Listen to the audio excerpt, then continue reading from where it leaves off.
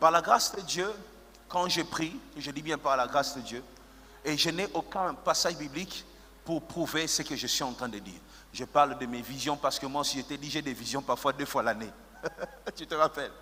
Alors, dans mes visions, quand je prie, écoute-moi, tu ne comprendras pas exactement la Trinité si tu n'as jamais fait un tour dans les cieux. Je dis un tour dans les cieux parce que c'est un lieu où il faut y aller. Ok? Jean a fait un tour dans les cieux. Paul dit il a été enlevé jusqu'au 3e ciel. Tu ne peux pas mourir comme ça sans avoir une vision du ciel. Alors moi quand je prie, quand je me concentre et que je prie, ça m'arrive très souvent d'être enlevé et de voir des réalités dans les cieux. C'est ce qui me permet d'être profond dans mes prédications parce que j'explique ce que j'ai vu dans mes prières. Vous comprenez? Ça me permet même de comprendre la Bible. Il y a des choses que je vois dans les cieux et c'est là que je dis, ah voilà pourquoi la Bible dit ça. Ça me facilite même la compréhension de la Bible.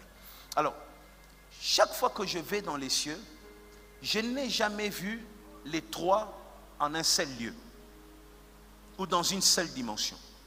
Quand tu as la grâce de monter et d'avoir des visions célestes, c'est là que tu comprends vraiment qu'il existe 3 personnes là-bas. Et ils sont différents. Et ils sont différents dans leur fonctionnement, dans leur apparence. Tout est différent. Il n'y a rien en commun. Tu ne vas même pas sentir un seul instant que ces 3 personnes sont une seule personne. Quand je vois Dieu le Père, dans mes prières quand je prie, je vois un roi. Quelqu'un qui règne et qui a toute la puissance. Quelqu'un qui contrôle tout. Pour le parler, il faut bien se positionner. Vous voyez? Il faut s'arranger pour le parler. Il faut une position. On ne te dit pas de te mettre à genoux, mais quand tu es en face de lui, tu sens que tu dois te mettre à genoux. Et je comprends pourquoi Jean, quand il a vu, la Bible dit, il est tombé. Tous ceux qui l'ont vu sont tombés. Paul l'a rencontré sur le chemin de Damas, il est tombé. Il est tellement grand. Et quand tu le rencontres, tu réalises à quel point tu es petit. Et tu tombes. Tu tombes. Même si tu es orgueilleux, tu ne vas pas résister à sa puissance. Tu vas tomber par terre. Tu vas tomber.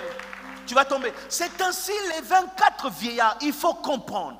Ils jettent leur couronne. Ils jettent les couronnes. Ils disent quoi? Qu'est-ce qu'ils disent? On ne mérite pas. On n'est pas digne. On n'est pas digne de porter les couronnes. Vous savez pourquoi ils disent ça? Parce qu'ils voient quelqu'un qui a toute la puissance. Quelqu'un qui a tout ce qu'il faut. Il parle, la chose arrive. Et commence à se regarder. Nous, quand on parle, qu'est-ce qui arrive? Alors, est-ce qu'on mérite de porter de couronne aux côtés de cet homme? Laissons-le porter la couronne. Nous, on tombe. Laissons-le, Église, laissons-le porter la couronne. Toti qu'elle est motolé, toti qu'elle est gloire. Abandonnons cette gloire en lui. Voilà pourquoi, chaque fois que tu l'adores, fais tomber ta couronne. On est trop petit.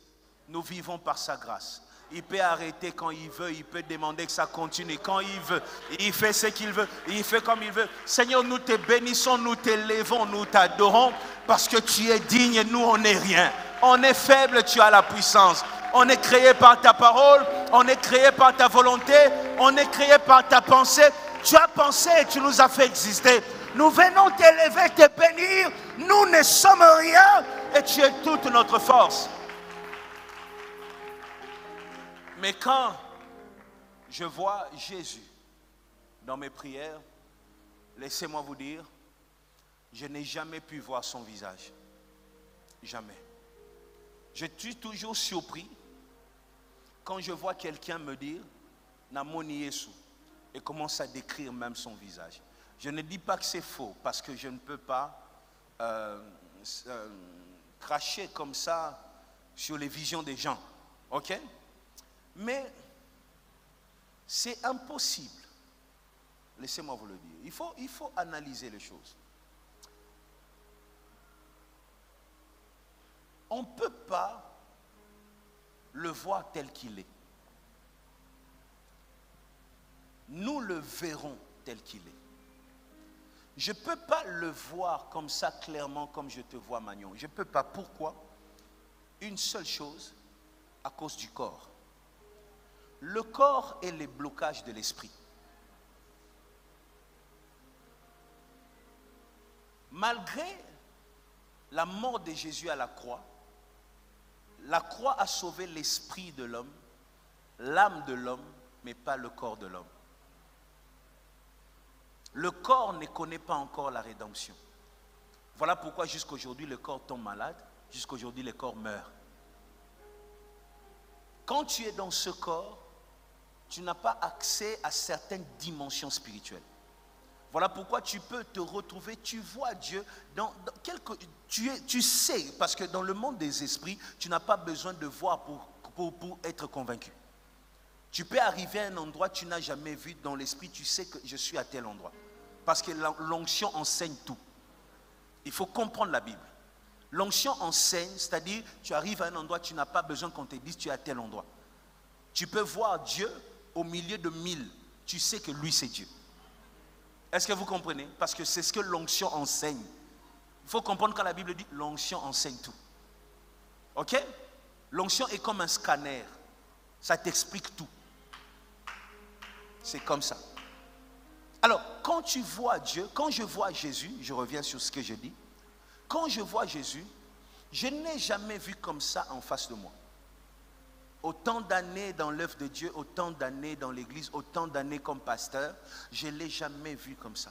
Chaque fois que je le vois de profil et il n'est jamais droit. Chaque fois que je le vois, moi, je ne sais pas ce que toi tu vois, peut-être que toi tu le vois dans une autre dimension, félicitations. Mais moi dans ma petite dimension, quand je le vois, il est toujours comme ça.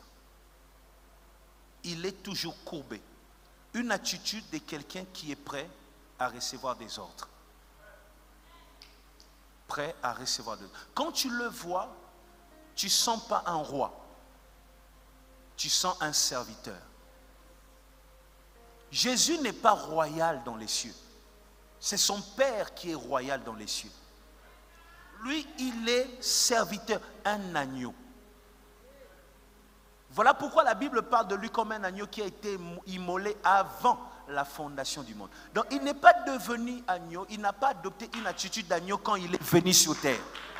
Depuis le ciel, il a une attitude d'agneau, obéissant. Jésus, c'est l'humilité. L'humilité. Voilà pourquoi je lis tout ça. Ce qui caractérise Christ dans les cieux, ce n'est pas le pouvoir. Ce n'est pas le pouvoir. Ce n'est pas le pouvoir. Je vais peut-être vous choquer, mais c'est ça. On prie en son nom parce que son Père le reconnaît. Comme celui qui est mort, qui a accepté d'être dépouillé à la croix pour nous. Et il est devenu le passage obligé. C'est ça son rôle. Nous prions en son nom pour que le Père écoute. Nous venons, nous nous présentons avec son sang pour que nous soyons déclarés purs.